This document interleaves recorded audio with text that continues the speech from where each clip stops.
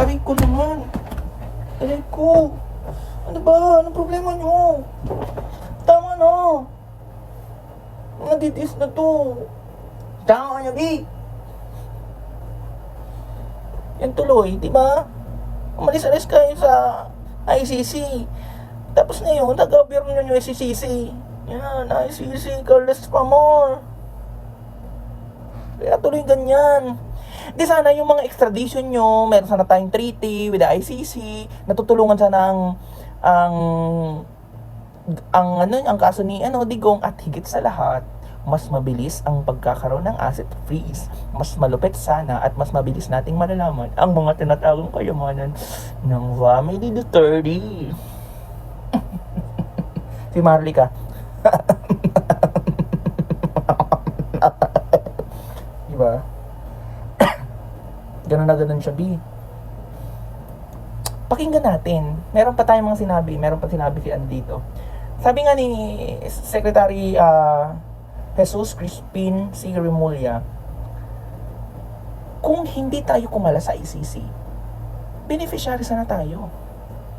Kundi alam natin may kinakatakutan si Digong at ito na yun. Ano pa?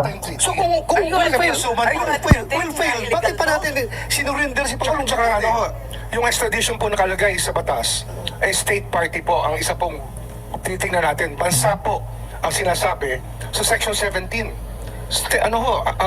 Guys, panoorin nyo pa rin to yung buo para kayo din. Itong papel, pero yung sa section 17 nga, yung ating batas nga, sinasabi nga, dahil sa mga comma na yan, ay ang mahalaga, state party po ang mag-a-apply ng extradition. Eh wala ho tayong treaty sa state party o sa ICC kasi nga, inatras po ng President Duterte. Bakit pa natin sinurinder? Bakit pa natin Kasi yun po yung sinasabi ng batas eh. May surrender. May Yun po yung surrender. sinasabi. Opo. Ayun, that's what the law. Isa sa mga rason, bato, makinig ko. Sana mapanood mo to. Isa sa mga rason is inability of the justice system of the country. Kaya, isusurrender dun sa mas mataas, which is the international court. Di ba? Bakit? Makinig kayo. Ito na yun. Ito na yung pinakatumbok. Bakit nasabing hindi kayang resolbahin o mabigyan ng katarungan yung mga EJK victims? Why? Itong ginagawa nyo, mahal na mahal nyo ang Panginoon nyo. You will do everything para hindi lang magkaroon ng punishment, fruit of his labor.